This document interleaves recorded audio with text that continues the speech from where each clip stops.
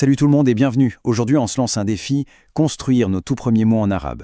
C'est un peu comme un jeu de Lego en fait. On va découvrir ensemble 3 lettres, nos premières briques. Et avec ça, croyez-moi, on va déjà pouvoir ouvrir les portes de la lecture.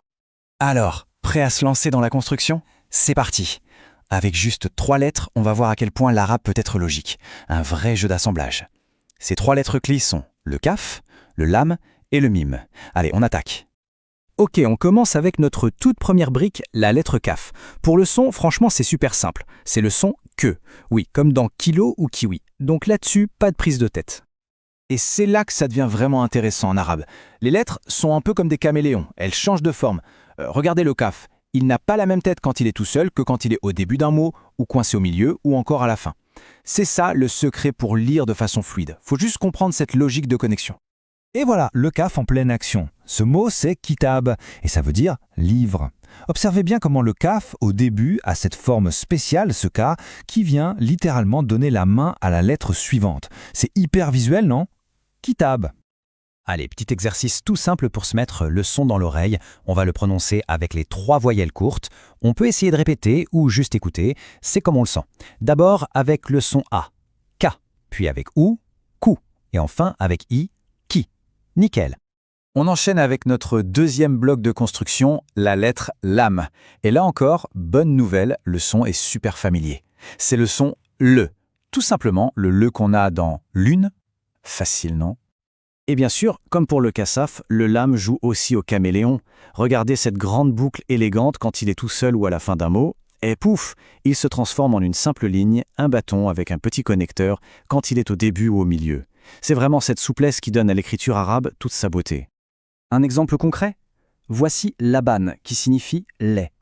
On voit parfaitement notre lame en position de départ, ce lem qui lance le mot. Laban. Et on se refait le même petit exercice de prononciation. C'est vraiment le meilleur moyen de bien fixer le son. Allons-y. La, lou, li. Et voilà notre troisième et dernière brique pour aujourd'hui, la lettre mim. Et, on peut s'en douter, le son est encore une fois un jeu d'enfant. C'est le son me, comme dans maman. Alors, observons un peu les formes du mime. Quand il est seul ou en fin de mot, on voit bien sa petite tête ronde avec une sorte de queue qui descend. Mais dès qu'il doit se connecter, que ce soit au début ou au milieu, hop, la queue disparaît et se transforme en trait d'union pour s'attacher à la suite. La petite tête, elle, reste. Pour notre exemple, on a le mot ma, qui veut dire eau. Ici, le mime est en première position, on reconnaît donc bien sa forme initiale. Ma. Allez, dernier tour de piste pour la prononciation, on connaît la musique maintenant. C'est parti.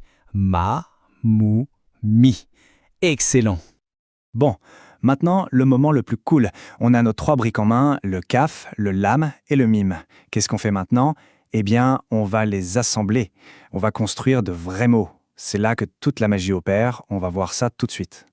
Regardez bien ce qui se passe. On prend la forme de départ du kaf, on vient y clipser la forme du milieu du lam, puis on attache la forme du milieu du mime, et voilà. Les pièces s'emboîtent parfaitement pour former un seul mot, tout fluide. C'est le principe de la connexion en direct. Et ce mot, c'est kalima. Et devinez ce que ça veut dire? Ça veut dire mot. Ça, c'est marrant, non? Avec nos premières lettres, on vient de fabriquer le mot mot. C'est une super première construction. Ok, maintenant on garde les mêmes briques, mais on change l'ordre. Qu'est-ce qui se passe si on met le mime au début, le lam au milieu et le kaf tout à la fin? On obtient une structure complètement différente. Et ce nouveau mot, c'est malak, qui signifie ange. C'est fou, non? Ce sont exactement les mêmes lettres, mais juste en changeant leur place, on passe de mot à ange. Ça montre bien à quel point l'ordre est hyper important. Allez, un dernier pour la route. On prend le lam, on le met au début, suivi du mime au milieu, et à la fin, on ajoute une autre lettre, une qu'on n'a pas encore vue. Pas de panique, on se concentre juste sur nos 2 premières lettres, et on regarde comment elles s'attachent parfaitement à la suite. Et ça nous donne l'amara. C'est un verbe, cette fois, qui veut dire briller. Donc on voit bien qu'avec ces briques, on ne crée pas seulement des noms de choses, comme livre ou lait, mais aussi des actions. Le potentiel est énorme. Alors, petit récap de tout ce qu'on a accompli, ce n'est pas rien.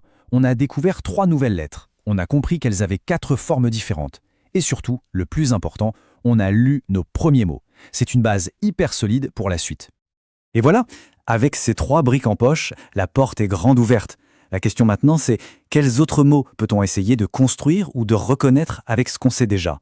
L'aventure de la lecture ne fait vraiment que commencer. Surveillez le cours suivant. Si vous avez des suggestions ou des questions, n'hésitez pas à écrire un commentaire.